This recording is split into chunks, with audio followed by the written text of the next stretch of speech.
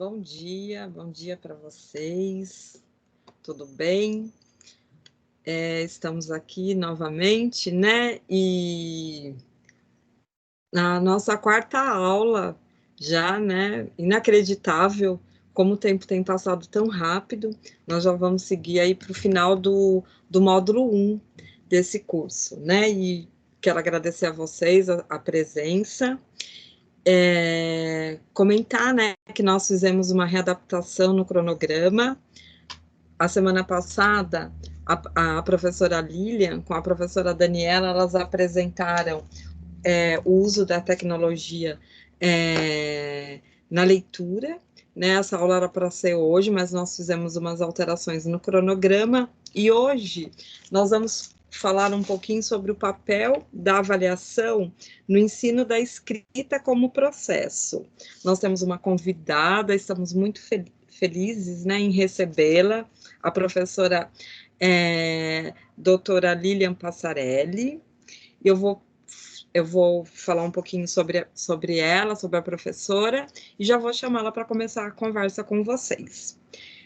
Ela é doutora pela Pontifícia Universidade Católica de São Paulo, em língua portuguesa, atua na PUC no programa de estudos pós-graduados em educação, formação de formadores e no programa de estudos pós-graduação em língua portuguesa, com pós-doutorado pelo Instituto de Estudos da Linguagem da Universidade Estadual de Campinas, Unicamp, em 2005.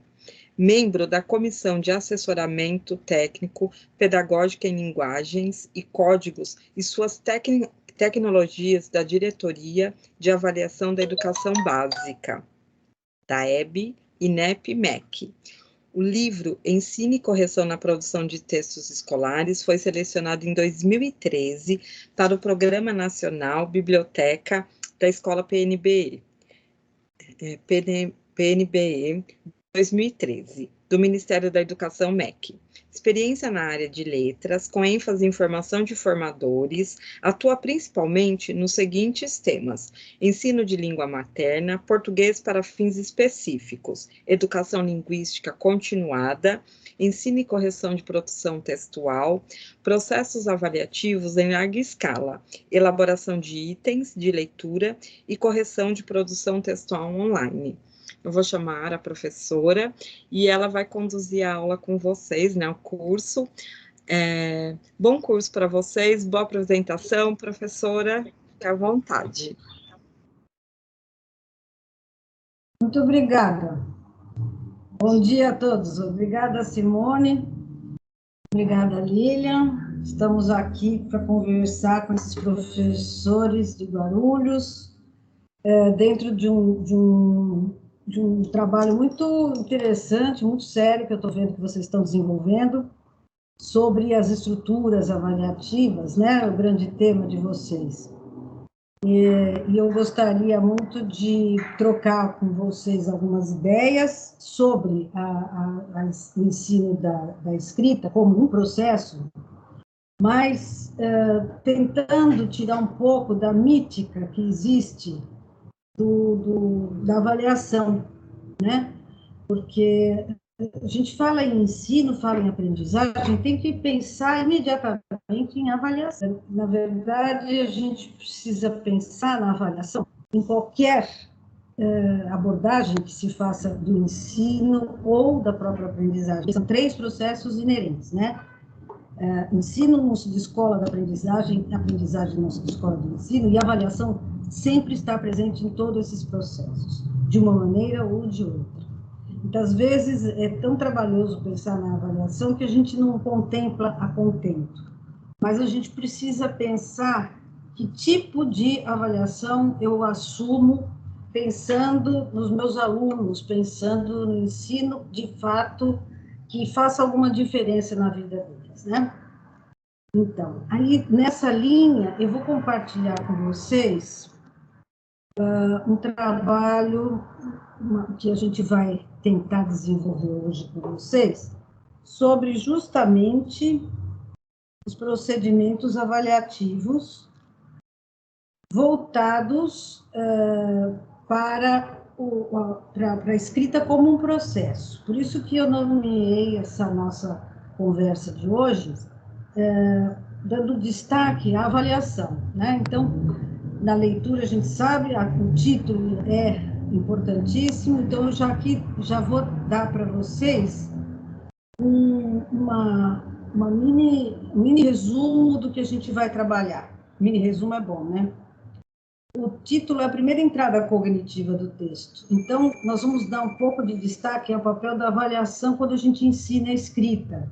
E a escrita vai ser tida como processo, não como um produto a jato que se constrói, né? Então, para a gente desenvolver essa perspectiva, eu gostaria muito de ter com vocês uma conversa, e antes de dar entrada diretamente ao assunto, eu quero agradecer o prazer de poder conversar com professores que estão de fato na sala de aula. Vocês fazem uma diferença muito grande na vida dos alunos, porque vocês são os responsáveis pela interação, pela ponte, pela mediação com o conhecimento. Então, muito obrigada, meninas, por terem me convidado. Espero dar algum tipo de contribuição para todas. E se caso vocês precisem de alguma coisa durante a minha apresentação, por favor, se manifestem, que ela não precisa ser rígida, tá? Vamos pensar, então, nesse papel da avaliação no ensino. Lembrando... Oi? Oi? Deu um eco aqui. Então, o ensino de língua portuguesa, nós precisamos pensá-lo a partir do que implica a prática pedagógica, né? Então, esse saber pedagógico, ele tem relação com 3 dimensões da prática que nós vamos, de certa forma, contemplar hoje.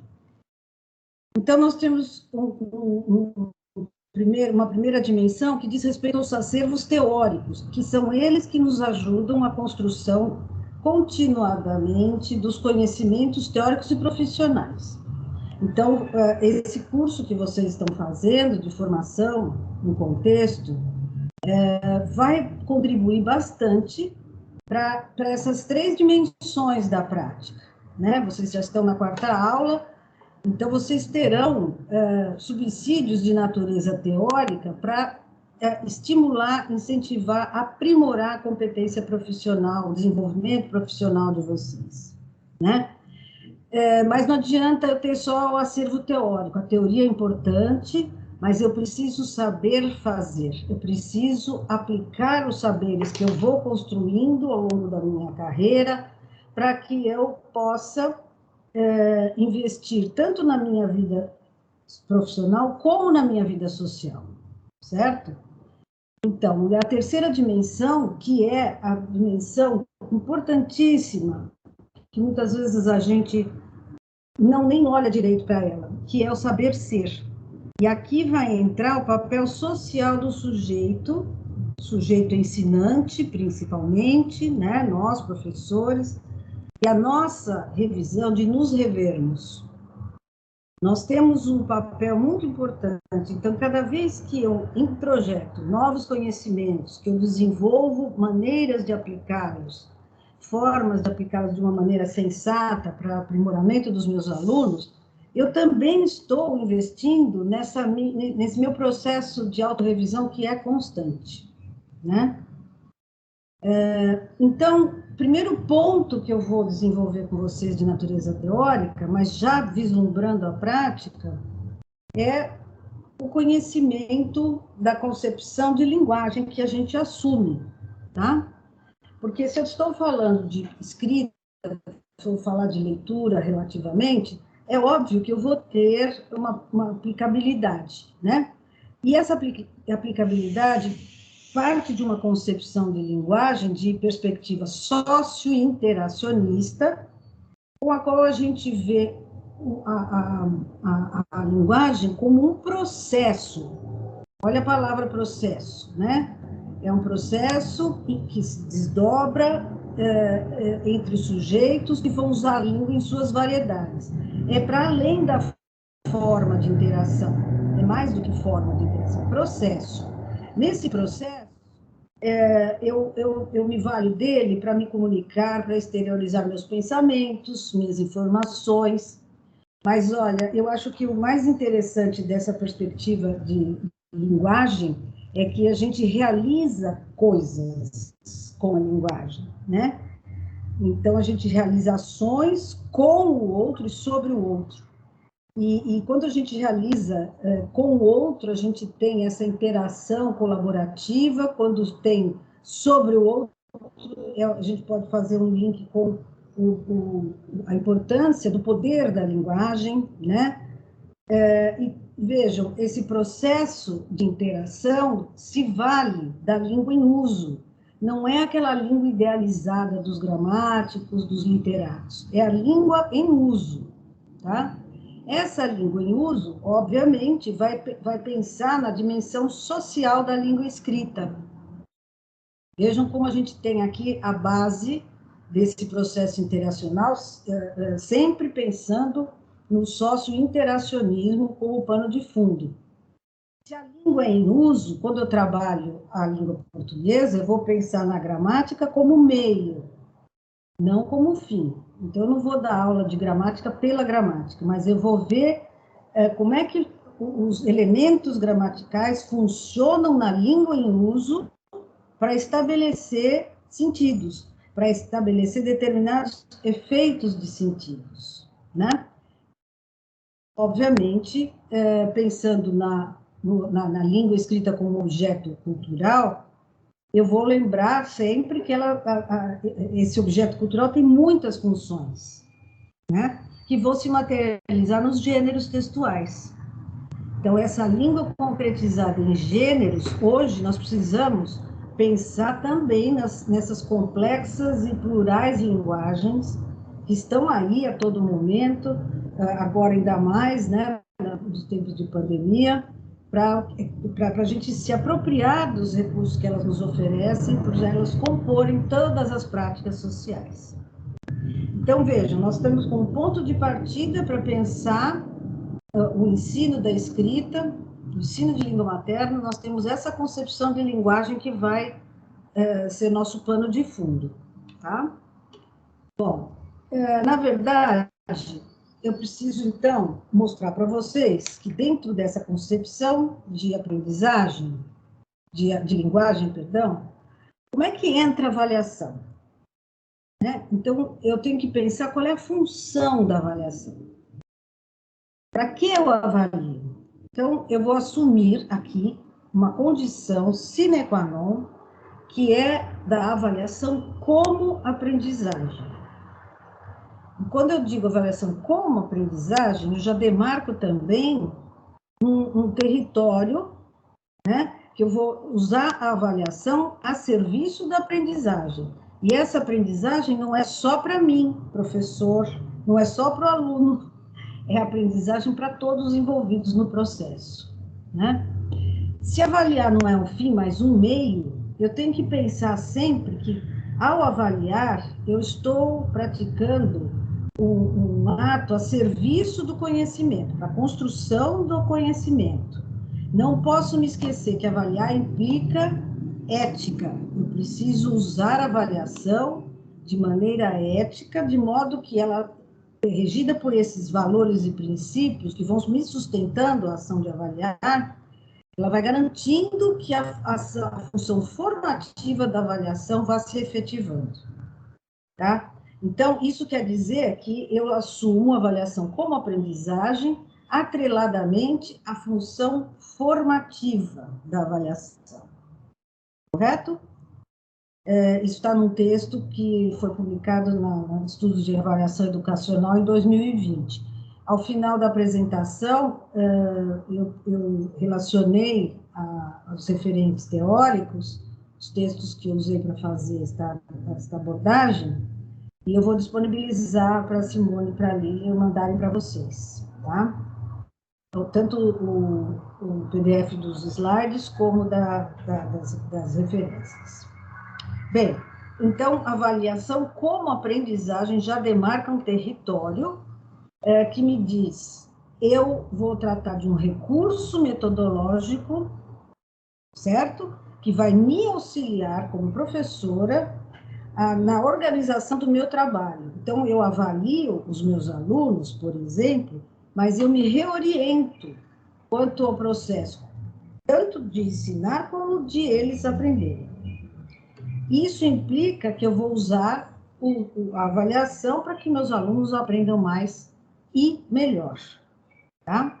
Então, vejam, é assim, eu não vou usar a avaliação com aqueles mitos todos, né? Com aqueles medos todos, e fugindo desta brincadeira aqui que eu vou projetar para vocês, que saiu dos quadrinhos, o Chico Bento, né? Como protagonista, e a mãe dele está conversando com uma vizinha, e a vizinha está dizendo assim, que bonitinho, seu filho sempre assim, só quando tem prova no dia seguinte.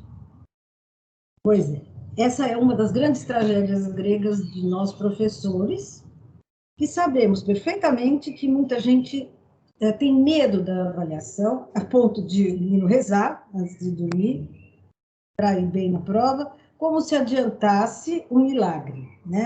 Então, a avaliação tem muitos mitos, né? Então, a prova, as pessoas temem as provas. Você fala, olha, eu vou fazer uma avaliação, todo mundo já para. Então, a avaliação tem uma conotação muito pejorativa em muitos momentos, né? Ela causa medo, ela causa aflição, as pessoas ficam nervosas, muito estranho.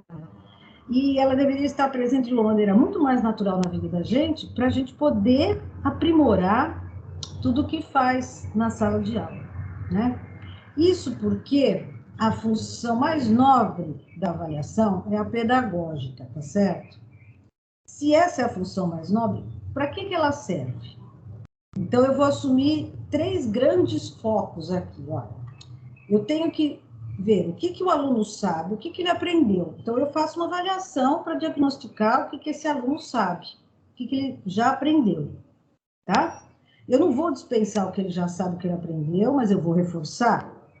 Eu preciso ver o que ele não sabe, o que falta aprender, que ele deveria ter aprendido, tá? E, portanto, eu tenho que fazer uma reflexão muito séria e me perguntar e tentar desvelar o mistério. Por que não sabe o que ele deveria saber? Tá? Então, é uma reflexão que não fica mais culpabilizando as séries anteriores, não fica culpabilizando o próprio aluno, mas aí eu tenho que falar, bom, o meu trabalho com o meu aluno é identificar o que ele sabe, o que ele não sabe, o que ele precisa saber. E aí, tendo esse panorama, eu posso pensar em tomar decisões para melhorar essa realidade que eu detectei aqui nesse movimento, né? Bom, se avaliar é, de fato, fazer um juízo de valor ou de mérito, isso aqui é um conceito importantíssimo de avaliação, tá? Toda avaliação faz um juízo de valor ou de mérito. Independentemente de ser qualitativa ou quantitativa, eu nem vou entrar muito nesse detalhamento, mas eu vou pensar mais nessa ideia da avaliação que nós precisamos ter como uma cultura avaliativa que não deixa o menino para escanteio, pelo contrário, mas investe nos conhecimentos dele. Por isso que essa avaliação como prática educativa, ela está calcada na reflexão, nesse processo reflexivo de todo o processo educacional. E isso quer dizer que a avaliação se refere, como já falei, tanto ao estudante como ao professor. Então, se uma turma inteira vai mal numa prova que eu fiz, o problema é da turma inteira ou pode ser do instrumento que eu escrevi, que não estava bom? Ou então, houve um equívoco da minha parte, ou os alunos também não ligaram, mas é muito raro todo mundo ir mal numa avaliação, ninguém se sai mais ou menos bem. Então, como é que eu ensinei, né? aqueles mitos, eu me lembro quando, até na faculdade, havia professores que falavam, eu fiz uma prova, ninguém foi bem. E alguns professores falavam isso assim, como se fosse uma conquista, né? Na verdade, é um problema muito sério. Se ele ninguém vai bem, o que ele fez durante o ensino, né? Bem, eu tenho que pensar, portanto, que a avaliação, nessa toada que nós estamos contemplando, ela não vai ser um instrumento de controle e de poder, né? Porque muitos professores, infelizmente, eu fui vítima disso quando menina, vocês também devem ter passado por coisas parecidas, mas às vezes os professores usam a avaliação como instrumento de poder. Olha que eu não te dou boa nota, olha isso, não sei o quê. Então, esse instrumento controlador, quando a gente usa a avaliação para isso, de certa forma, a gente alimenta essa cultura avaliativa errônea, né? Então, por isso que muitas crianças têm essa ideia, e o próprio Chico Bento aqui, olha, ele vai se queixar com a professora. Repare, né? Acho que vocês já viram coisas parecidas. É um absurdo, tirei nota menor que o Zé Lelé. Mas por que absurdo? A Ara, eu colei dele, devia receber a mesma nota. Aqui também a gente pode fazer um contraponto com a subjetividade inerente ao processo avaliativo. Essa subjetividade com que a gente avalia, né, os alunos, reparem, aqui parece que é exatamente isso.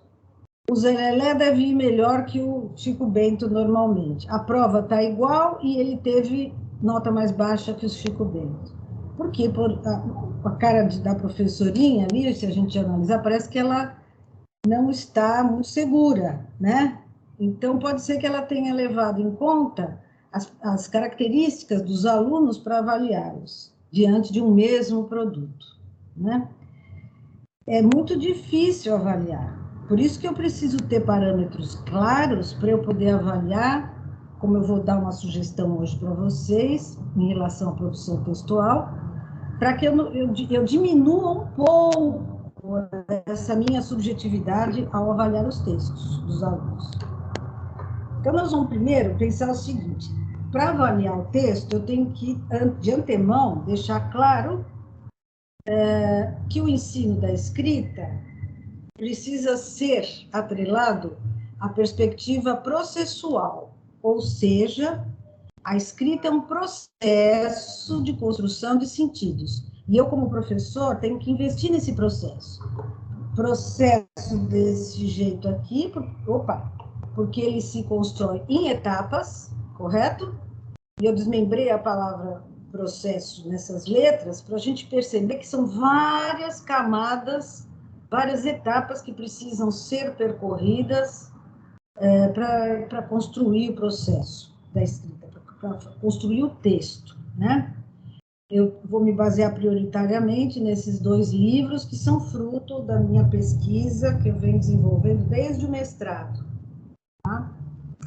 Bem, então, se eu defendo a escrita como um processo, eu vou chamá-lo de processo da escrita como solução de problemas em etapas.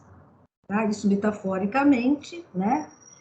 E como eu estou falando etapas, aqui nós temos as 4 etapas principais que todos os produtores de texto, sejam escritores consagrados, sejam pessoas que têm um pouco mais de experiência com a escrita, costumam seguir.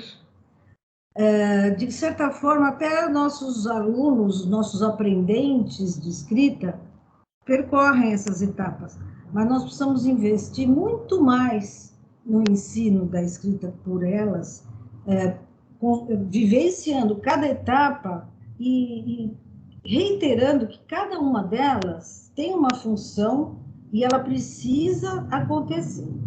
Então, se eu digo que a primeira etapa é o planejamento, reparem que ele está ali até num formato diferente, porque planejar o que vai ser escrito é da maior relevância.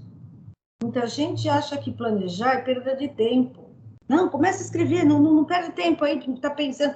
Às vezes o aluno está parado, mordendo os lábios, olhando para cima, e o professor está lá. Vamos. O menino está planejando o texto, né? Então, a gente estimular as crianças, mesmo os pequenininhos, né? A escreverem esse planejamento, ou em forma de imagens, ou de uma forma que eles antevejam o que querem construir, né? Então, você planeja para não perder o foco e não fazer direções, ficar andando para tudo quanto é lado. Aí, depois que eu planejo, eu começo a fazer a tradução dessas ideias em palavras de uma maneira mais sistematizada. Então, hoje eu vou dar um exemplo de produção de texto narrativo. Então, se eu vou pensar na produção de um texto narrativo, eu tenho que pensar nas personagens, eu tenho que pensar onde é que vai acontecer, eu tenho que pensar naqueles elementos constituintes do texto narrativo, né? Como é que eles vão interagir e tudo mais. Então, nessa tradução de ideias em palavras, eu tenho um primeiro momento que muitas pessoas chamam de rascunho, né? Que é uma primeira versão, é o esboço inicial. Ele vem, primeiro eu planejo, que eu posso planejar por palavras, eu posso fazer também um mapa mental, um esquema, na verdade, com as palavras principais do que eu vou desenvolver. Crianças pequenininhas, às vezes, desenham a historinha, né? Mas elas estão planejando, elas já estão montando o cenário que vai acontecer a história. Tradução de ideias em palavras, portanto, é a primeira entrada no texto, propriamente dito, que será revisto. A revisão é a terceira etapa. Aqui é onde o professor pode entrar mais, tá? Para os pequenos, ele trabalha o tempo todo junto com os alunos, né? A revisão é o momento mais formal de mediação do professor. Essa revisão pode ser feita pelos coleguinhas, um aluno pode contar para o outro a história, o outro pode falar, mas não é esquisito ele chamar desse jeito? Isso aí parece nome de velho, porque criança tem uns rótulos muito gozados, né? Você batizou a personagem de um jeito, mas o meu avô chama assim, eu gosto dele, eu vou pôr o nome. E aí tem as desculpas, eles até têm base para defender os pontos de vista, né?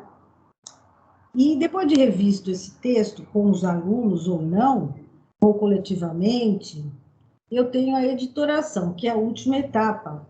Nessa última etapa, é interessante a gente pensar que muitas vezes a pessoa vai rever o texto novamente, porque todo o processo da escrita ele é recursivo. Então, você está na revisão, de repente você percebe algum problema que você tem que replanejar uma ideia, você vai lá e conserta uma ação da personagem, né? E a editoração, portanto, como última etapa, é aquela que pensa no formato final que o texto vai adquirir para que as pessoas o leiam. Então, por exemplo, se o professor está construindo um painel, um mural de textos narrativos para serem exibidos, que vão ser textos que os meninos vão também ilustrar, né? Uma cena que eles gostaram da história, eles vão ilustrar, alguma coisa assim. Então, o professor vai falar, bem, agora nós vamos dar o formato final para esse texto ir para o nosso mural de textos narrativos. Vão ficar expostos aqui na sala, e vão convidar os alunos da outra sala para conhecer o nosso trabalho, enfim. A editoração é aquele momento em que vai para o papel o trabalho que vai ser público, tá?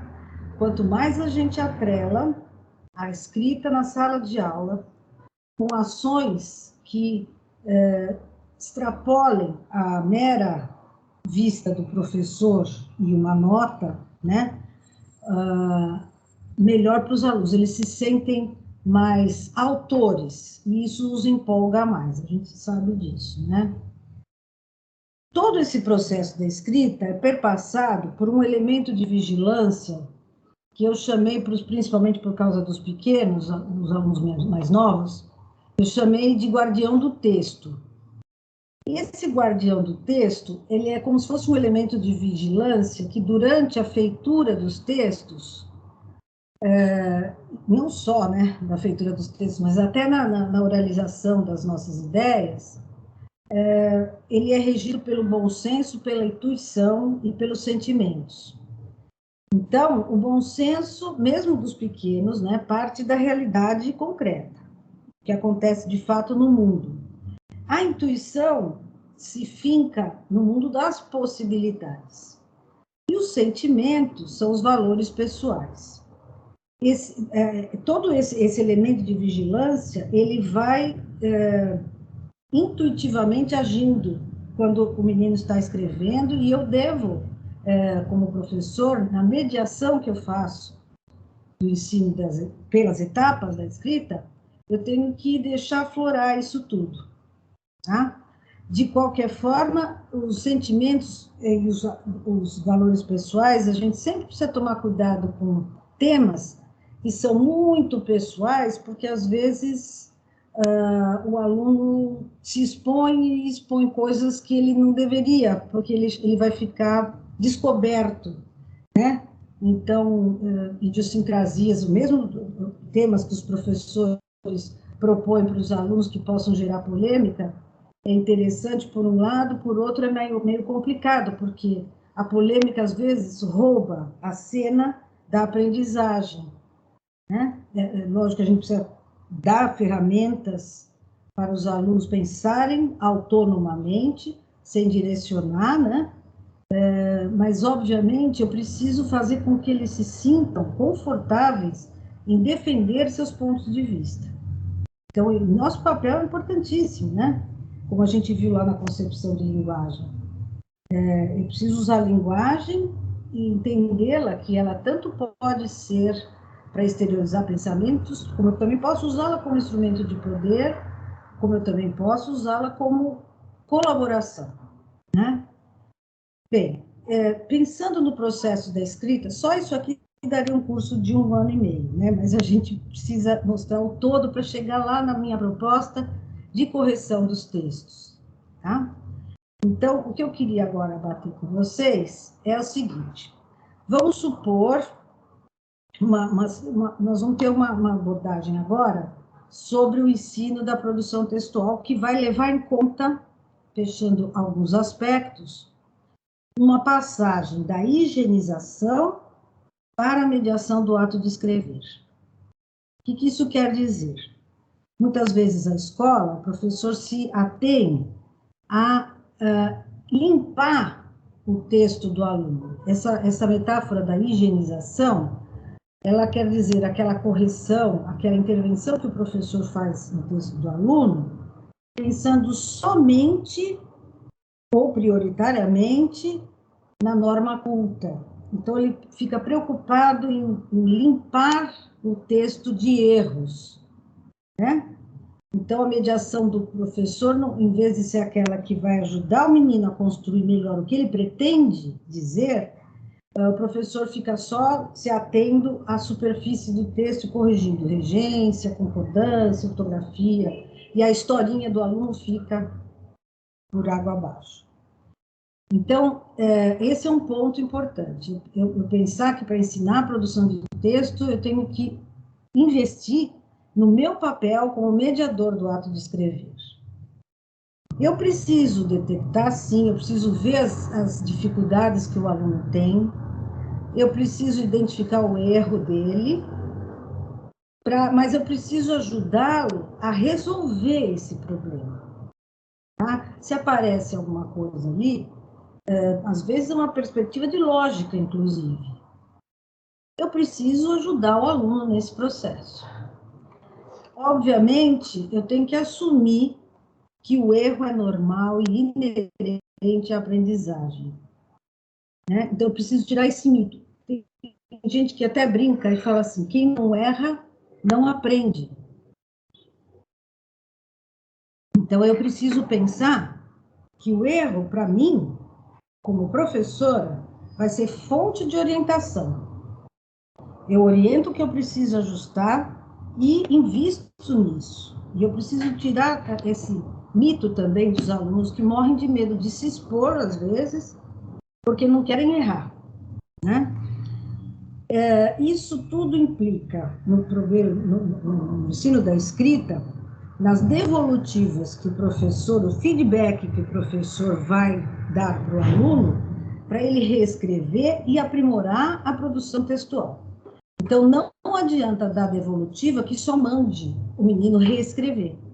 Eu preciso dar para o menino pistas concretas do que ele precisa fazer para aprimorar seu texto, né? O trabalho da devolutiva é importantíssimo, não só para os pequenos, mas até na pós-graduação, né, Simone?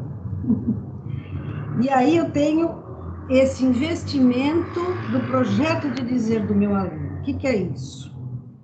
Se eu dou uma reescrita orientada concretamente, eu vou investir no projeto de dizer do meu aluno.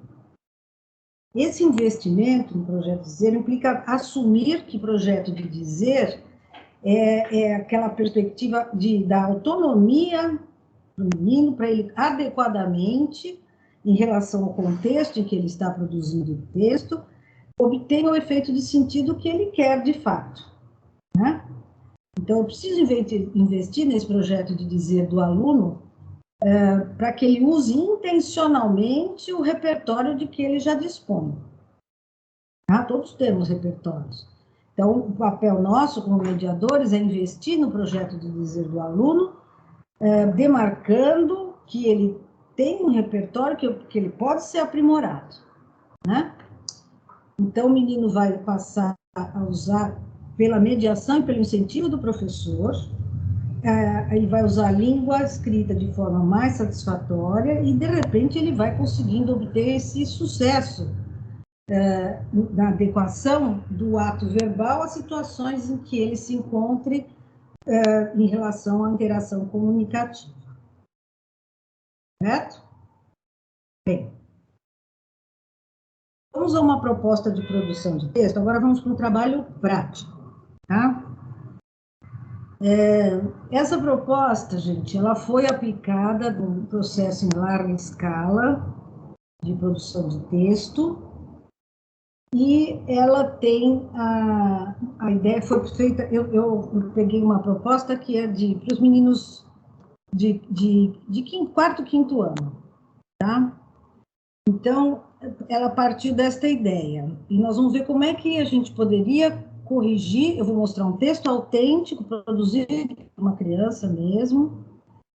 Obviamente não há identificação, né, de onde isso tudo aconteceu, mas vocês vão ter uma noção de como a gente pode corrigir o texto tentando minimizar a subjetividade, tá? Então, a proposta é a seguinte. O menino recebe isso por escrito, hein?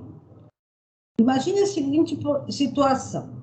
Você está em casa assistindo a seu programa de TV predileto quando chegam de visita uma tia com um filho de 4 anos, um garoto esperto e simpático, mas muito levado, típico de crianças saudáveis dessa idade. O menino não para quieto e os adultos não conseguem conversar direito, você recebe a missão de distraí-lo. Escreva a história dessa visita, contando o que você fez para cumprir sua missão. Dê um título à sua história. Tá? Então, veja, está aqui posto um problema a ser resolvido. Lembra? Solução de problemas em etapas? Então, esse é o contexto.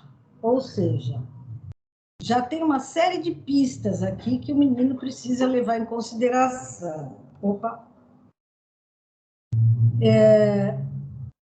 O contexto está lá, né? De uma tia que vai chegar de visita, o menino estava vendo TV, o priminho não para, e, quer dizer, eu deduzi que é primo, né?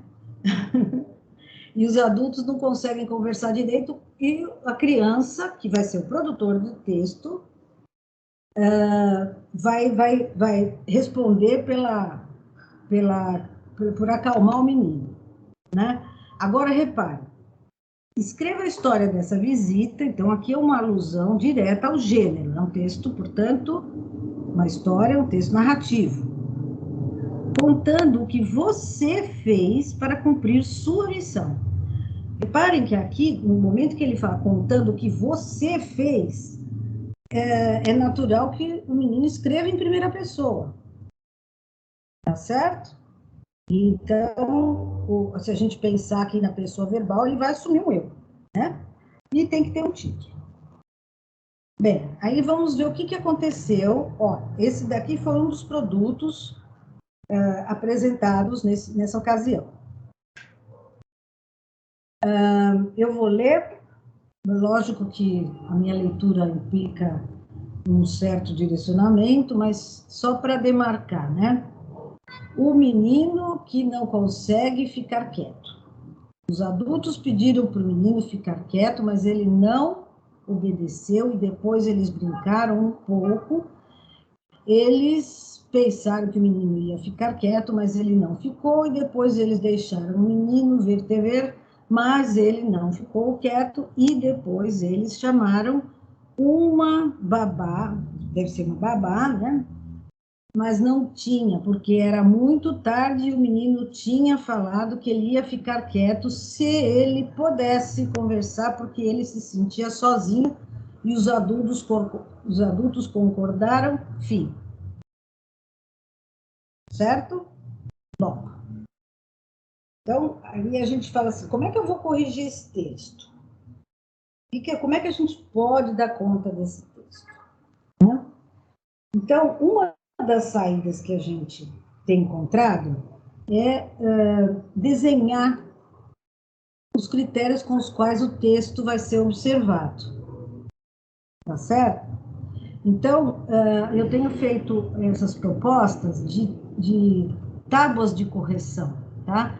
Então, são tábuas que apresentam os critérios de correção. E agora nós vamos mostrar para vocês a do texto narrativo, tá? Que está nesse livro aqui. Depois a Simone vai disponibilizar para vocês um texto que é desse livro aqui, o 4º capítulo desse livro, tá?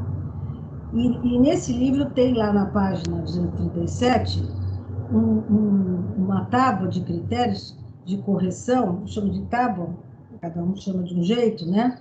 Mas são todos os critérios ajustados assim. Olha, nós temos aqui 4 eixos, tá certo? Então, tem a estrutura do narrativo.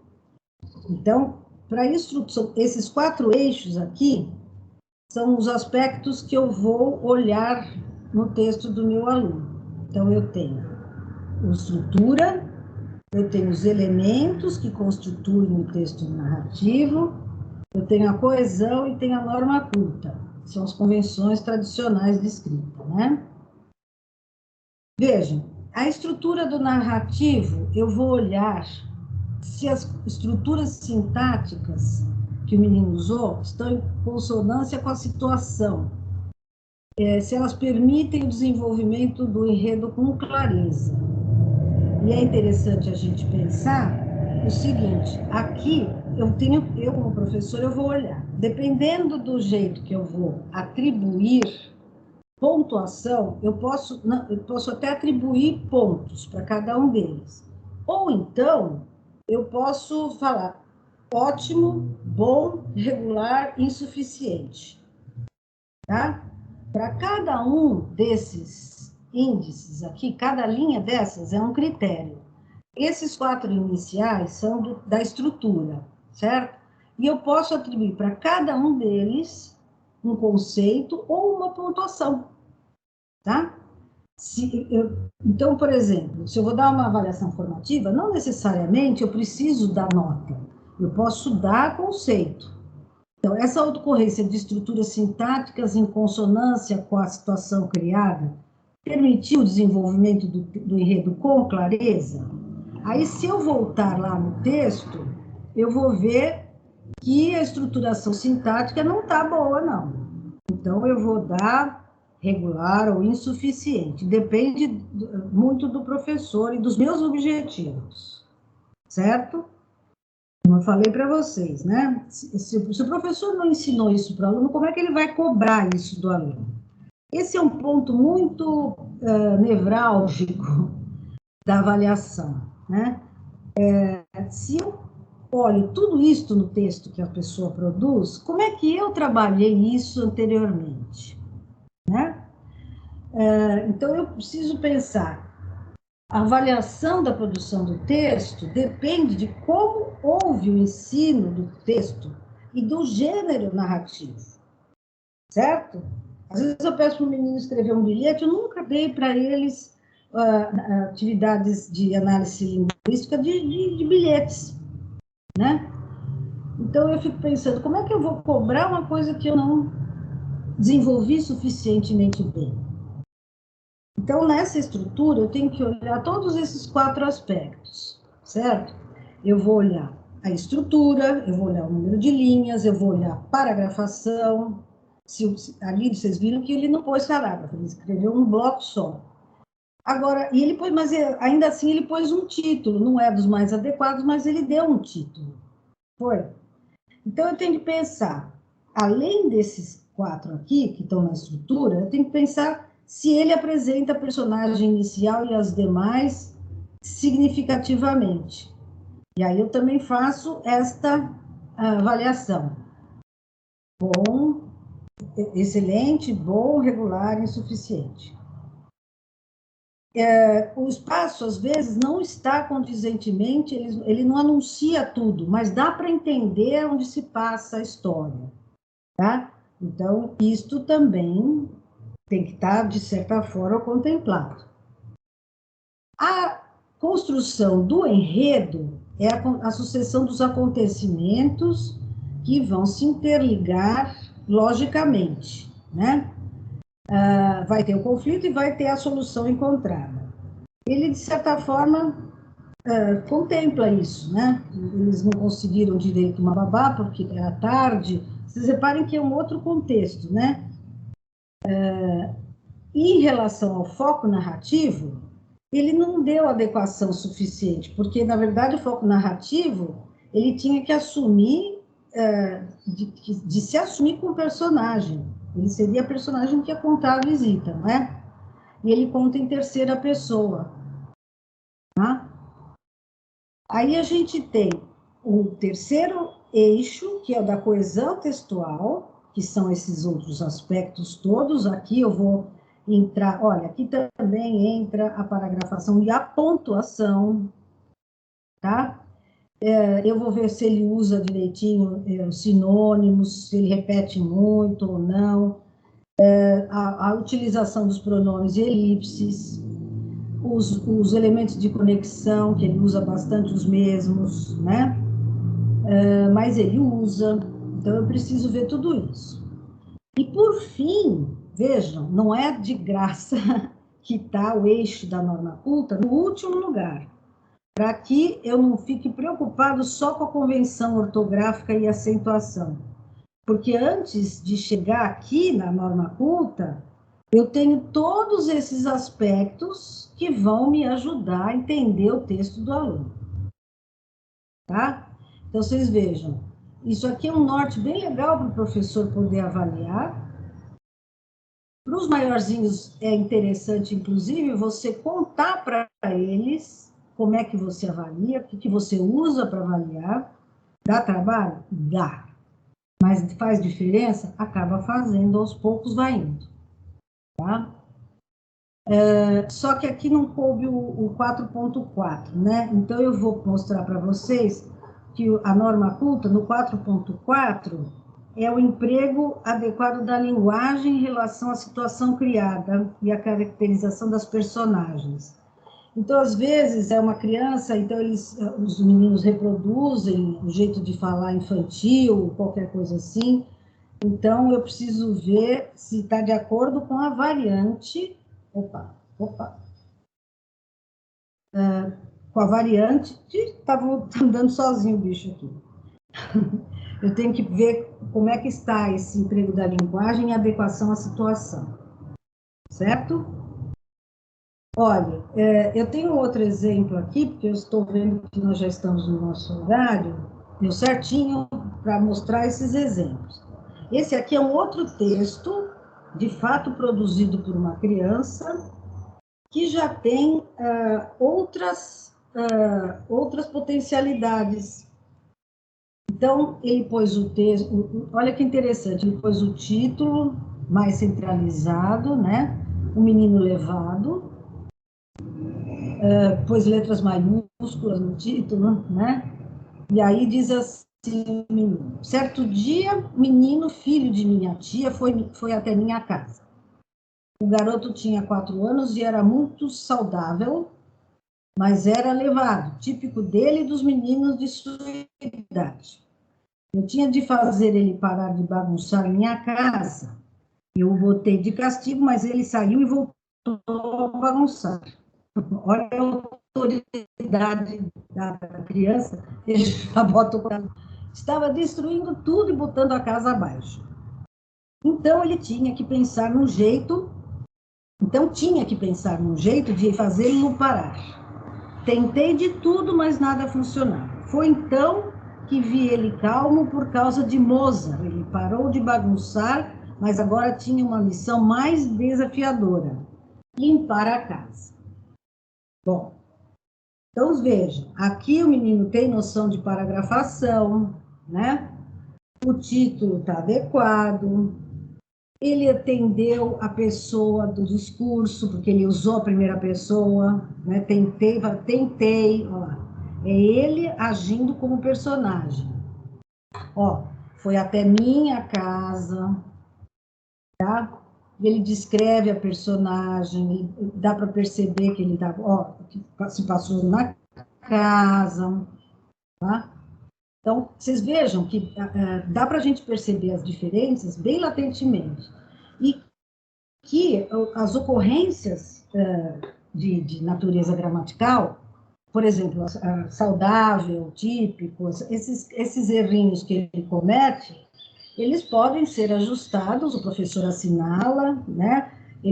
Mas vocês vejam que ele tem um fio condutor de história, não é verdade? Então, nós não precisamos ficar aflitos com corrigir tudo no texto, mas a gente tem que ter algum parâmetro. Então, essas tábuas de correção, elas ajudam justamente nessa ideia. Eu tenho a tábua aqui de correção, por exemplo, né, do texto narrativo, mas eu tenho também outras sugestões, tem do texto argumentativo, tem do bilhete, da carta. A gente tem que ter um instrumental que sustente o meu olhar para eu poder corrigir o texto e minimizar a minha subjetividade, tá? Bom, isso quer dizer que pensar no ensino da escrita, e eu estou encaminhando agora para fechar a nossa fala de hoje, eu tenho que pensar que a escrita é um processo, e eu vou, como mediador, eu vou participar da construção do texto, vou incentivando, eu vou ajustando desde o planejamento, passando pelas 4 etapas, e eu vou investindo ativamente nessas etapas do processo. É trabalhoso? É, mas é muito mais produtivo, né? A avaliação como aprendizagem vai entrar como um recurso de que eu disponho para construir o conhecimento do aluno, sem usá-la como instrumento de poder, né, de controle, mas principalmente para eu ajudar o menino a construir textos melhores. Então, essa é a função formativa da avaliação que a gente assume quando fala que a avaliação é aprender com ela, tá? Os critérios de correção, eu preciso tê-los claros. Antes de pensar na produção de texto, eu tenho que pedir para os alunos escreverem que eu já trabalhei com eles, né? E eu tenho que mostrar que eu vou corrigi-los considerando alguns aspectos. E aí eu deixo claro os parâmetros que eu vou usar para corrigir para os alunos, para mim, e eu me reoriento no meu próprio processo.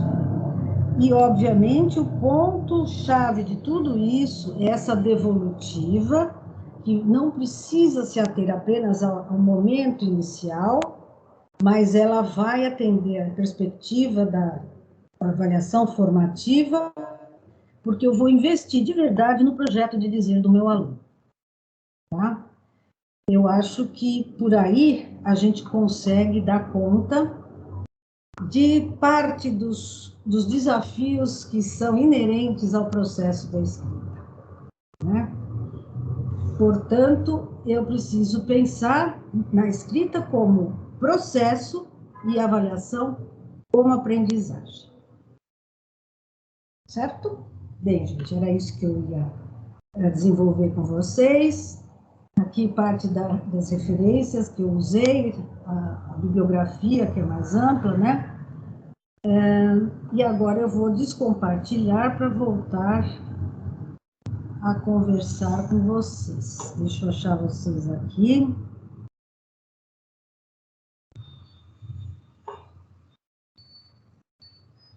Pronto.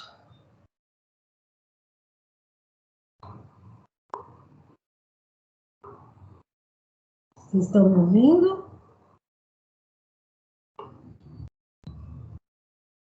Oi, oi. Oi, estamos sim, professora. Eu vou abrir para elas, falar para elas se elas podem ficar à vontade, né? Se elas quiserem trazer alguma pergunta, alguma questão. E eu elaborei uma aqui para mim, que eu fiquei pensando aqui numa questão, eu vou trazer, e aí, enquanto isso elas, né, elas estiverem elaborando alguma coisa, para elas poderem abrir também. Vocês fiquem à vontade, meninas, inclusive se tiver com algum problema na câmera ou no microfone, pode ser pelo chat, a gente vai fazendo as leituras, né?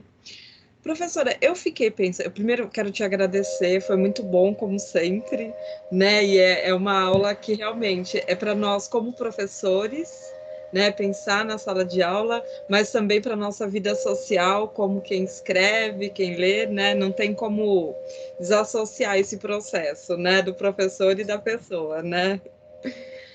E a gente se encontra nele, né? Se enxerga nele, né?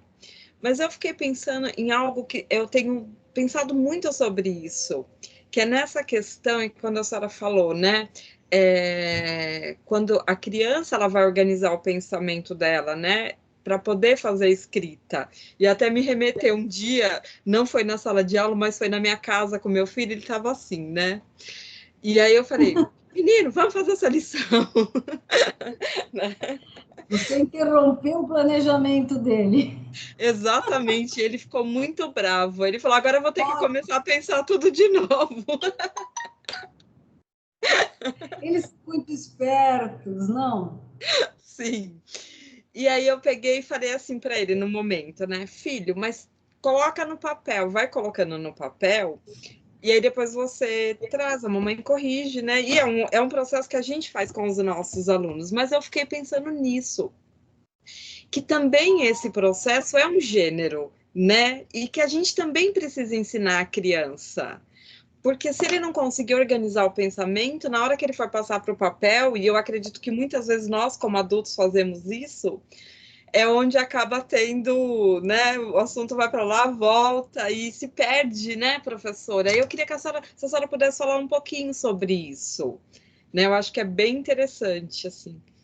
Eu acho que a gente poderia, pegando esse gancho, você falou que é um gênero, se a gente considerar o planejamento como uma espécie de um projeto em que você vai assinalar o que você pretende desenvolver, se você entender por aí, né, podemos até considerar, porque, por exemplo, quando você vai para uma pós-graduação, ou mesmo na escola, né, o professor tem uma ideia de uma atividade, aí ele chega para a coordenação e fala, olha, eu queria desenvolver uma atividade que eu quero levar os meus alunos para conhecerem virtualmente um museu, porque eu quero que eles façam um relatório de visita do museu, por exemplo.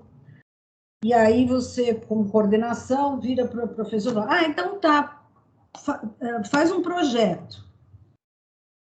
O projeto é um gênero, não é verdade? Faz um projeto pedagógico que assinale o seu roteiro de visita ao museu e tudo mais. Então, se você fizer essa associação do planejamento por escrito, como a construção de um roteiro de trabalho, um roteiro a ser seguido, tem até cabimento você falar em gênero, tá? Pensando sempre que o planejamento faz parte de todas as ações que nós executamos no dia a dia. Muitas vezes, você não tem o nível de consciência necessário para explorar esse planejamento. Então, você vai fazendo a toque de caixa. Aí você volta e tem que recuperar e consertar alguma coisa. Não é assim que acontece no dia a dia? Então, por isso que o planejamento é uma forma de você economizar tempo. Então, você desenha, né, as etapas que vai percorrer, e isso ajuda você a não fugir do seu foco, né, a você manter uma certa disciplina em relação ao que você está desenvolvendo, e com isso você pode otimizar a produção do texto. Certo? Não sei se respondi, Simone. Sim, respondeu sim, professora. Obrigada. As meninas, né? A Fabiana, a Roberta, a Analice, meninas, fiquem à vontade. Abrir o microfone. Eu queria ver as meninas. Vamos ver se elas abrem para a gente. Vocês conseguem abrir, meninas? Poderia. Ai, fica tão mais aconchegante ver gente. Ah, é Oi. Verdade. Nossa, né? Ana Lúcia. Alice.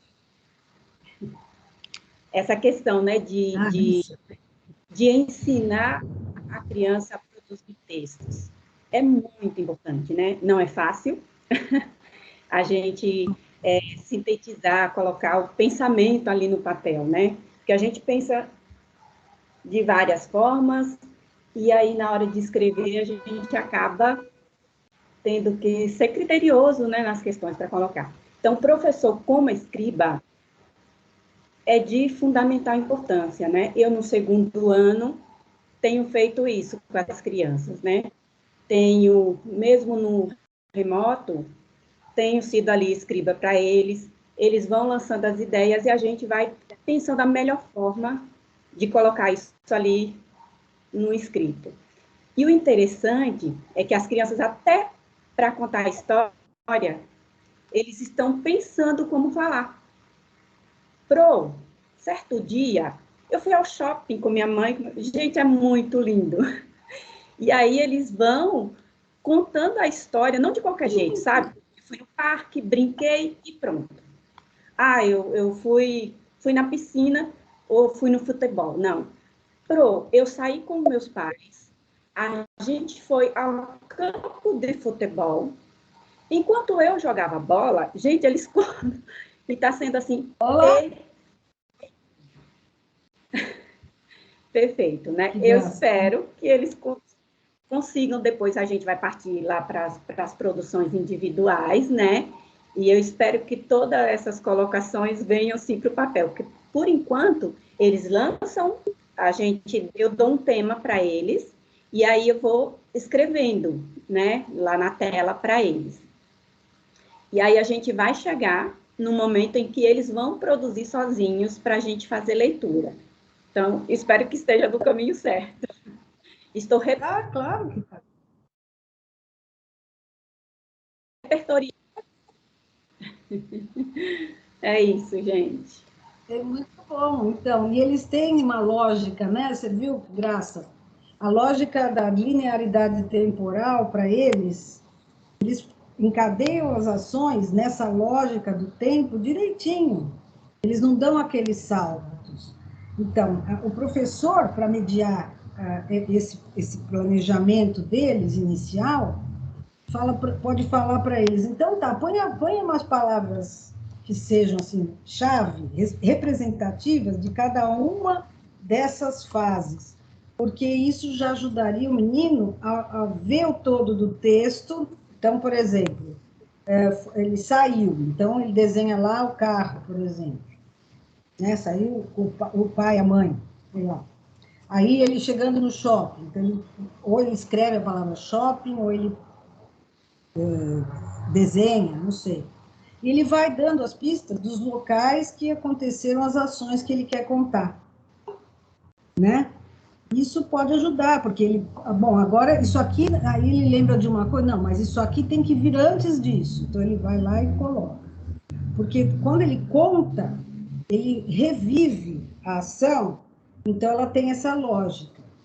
Quando vai para o texto, às vezes a pessoa pula uma etapa, volta para outra. Se ele faz esse roteirinho de escrita, ele acaba não pulando as etapas.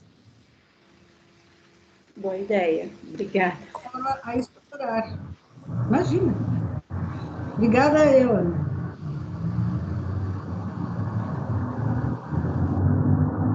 Que mais? A Fabiana, né? A Fabiana, ela falou que ela não consegue abrir a câmera dela, né? Nós colocamos à disposição se ela quiser trazer alguma questão. E como eu falei para a senhora, né? Nem todos os cursistas conseguem entrar no horário assim da gravação. Mas aí a gente tem mais em torno de, acho que são uns 15 mais ou menos, né, Lília? Que depois assistem. 27. Oi? Estamos em 27. 27. Então, Posso aí elas. aproveitar que meu microfone está aberto, Pro, e vou trazer também uma questão. Essa questão que você trouxe para nós sobre o erro, o que o erro quer dizer? Porque às vezes a gente, né, como professor, acaba vindo dessa cultura de, ele não acertou nada, então ele não sabe nada, né? E acaba sendo meio que automático esse pensamento, mas na verdade aquele erro que nem você trouxe, ele evidencia alguma coisa ali que nós possamos, enfim, refletir e achar um caminho. E então eu queria que de alguma forma você desse uma luz um pouco nessa questão e também a questão da devolutiva, né? Como a devolutiva ela é fundamental, né, para esse processo do aluno mesmo, até para nós como aluno, né? Quando tem fala, olha, é X que você acertou, por exemplo, foi nisso, mas o que eu não acertei, como que eu posso lidar com aquilo e como que eu consigo melhorar? De que forma o professor, de repente, pode trabalhar um pouquinho isso? Obrigada. Imagina. Então, vamos pensar primeiro no erro, né? O erro é inerente, é típico de quem está aprendendo, certo? Isso é normal. A gente precisa assumir que errar faz parte do aprender. Então, quando o aluno erra, ele já dá um indício para o professor de algo que precisa ser ajustado. É impossível que numa produção de texto o aluno não acerte alguma coisa, tá? É impossível. Então, mas se a gente ficar preso a certos ideais que a gente constrói, também como nós como fruto de uma escola que sempre impingiu uma série de coisas, a gente às vezes não vê o que há de bom no texto, mas só vê o que há de ruim no texto. E a devolutiva implica não apenas você mostrar o que precisa ser melhorado, mas precisa também obter o incentivo de ideias que às vezes já estão esboçadas, mas precisam de um aprimoramento. Então, o professor, aí vai depender da disponibilidade desse professor, do tempo de que ele dispõe e tudo mais. Se ele vai pegar o texto produto do aluno, agora em tempos remotos, vai projetar e vai mostrar para todo mundo o que poderia ser ajustado, ele tem que mostrar o bom e o ruim, claro. Isso é devolutivo. Agora, o professor não pode apenas dizer, não entendi, ideia confusa, complicado.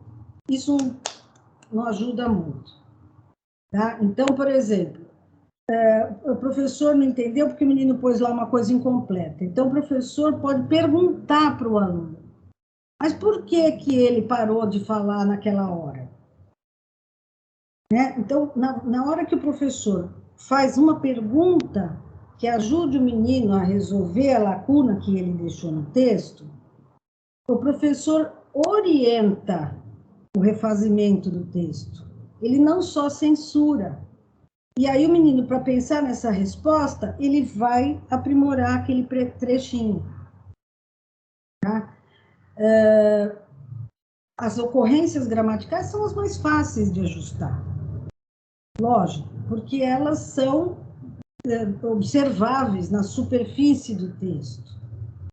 Agora, burilar o texto, né, fazer com que o aluno aprimore, precisa de um outro tipo de intervenção. E o professor precisa ter competência para isso. Não adianta ele só... Eu sempre brinco, sabe, nós somos uns profissionais que corrigem os textos dos outros, mas nós não somos escritores.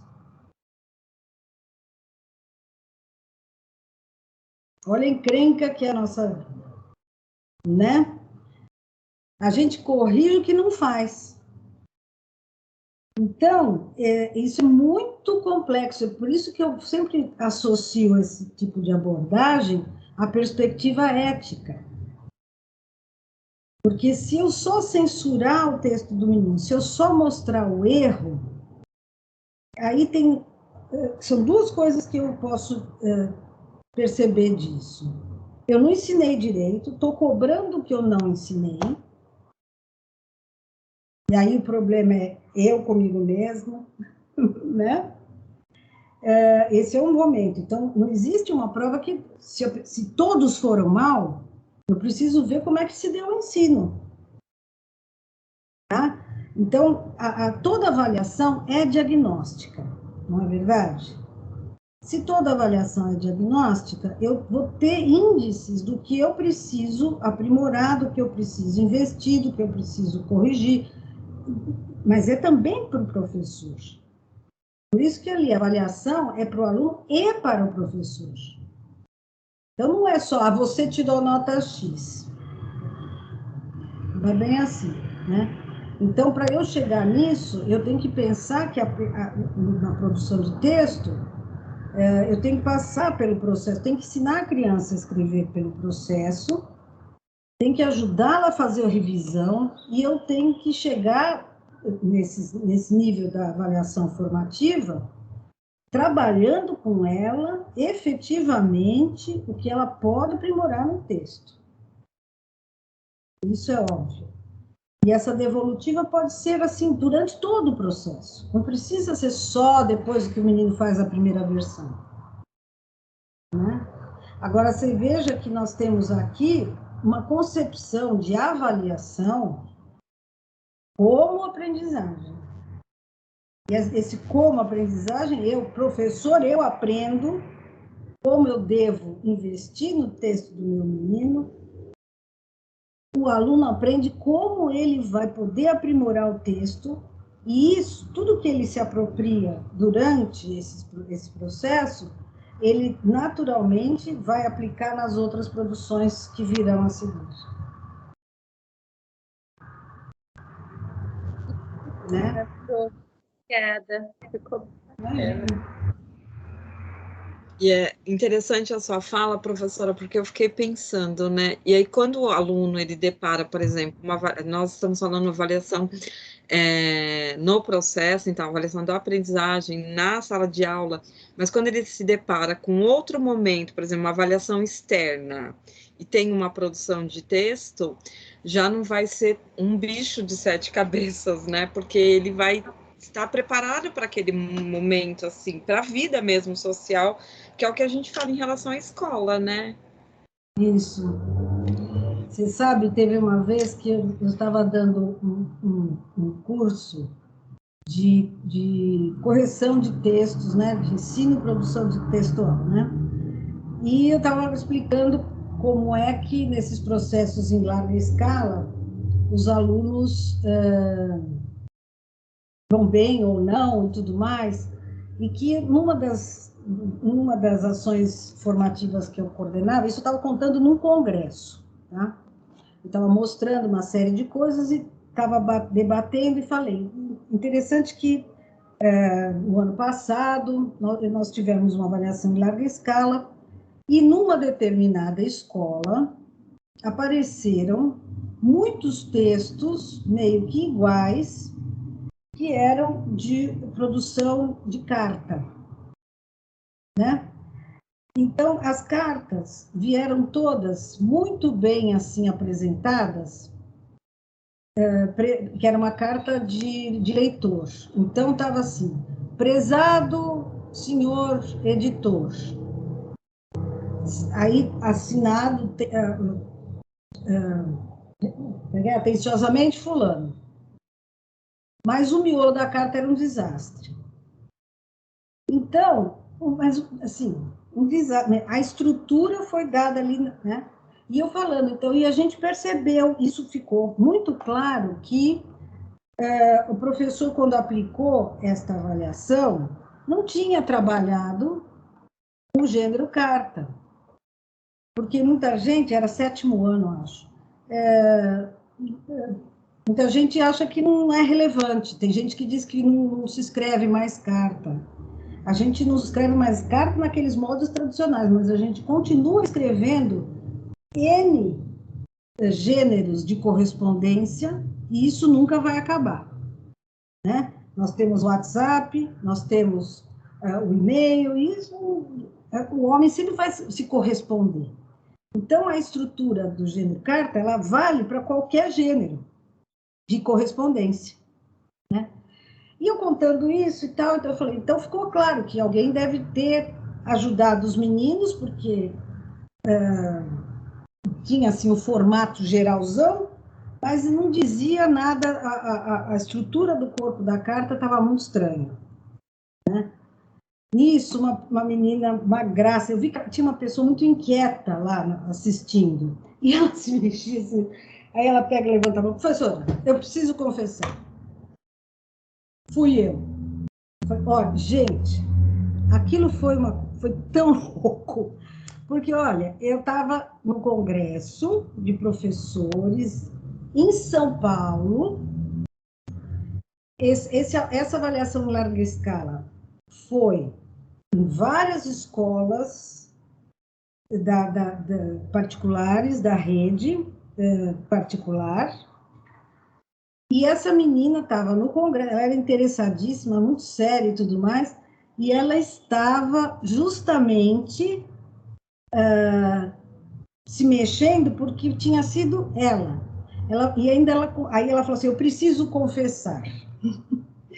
Quando eu vi texto, eu ensino lá no material da escola, que tinha que dar carta, eu priorizei outros textos, porque eu achei que não era tão importante.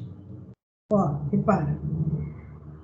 E aí, quando veio a avaliação em larga escala, avaliação externa, estava lá para os alunos escreverem uma carta de leitor.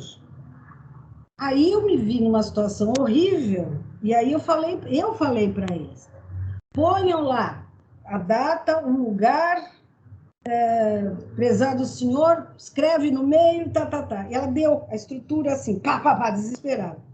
Mas os textos não diziam nada com nada, né?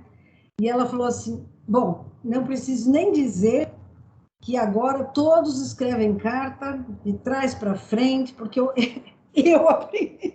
Aquilo foi tão gostoso. Gente, com tanto exemplo da minha prática de formação, né, e de coordenação, de elaboração de itens, de coordenação de cursos, né, que eu dou de ensino de produção de texto, que eu, né, vou para os lugares mais difíceis do mundo, a pessoa estava lá na turma e eu uso o exemplo, mas foi aqui, sabe, aquelas coincidências das coincidências? Mas foi muito louco. Agora, a reação dela foi ótima, né? A gente se divertiu muito e ela falou assim, nunca mais eu vou teimar com material. Foi muito gozado. Mas foi legal, porque você veja, né? E ela falando assim, nunca imaginei que vocês fossem perceber isso.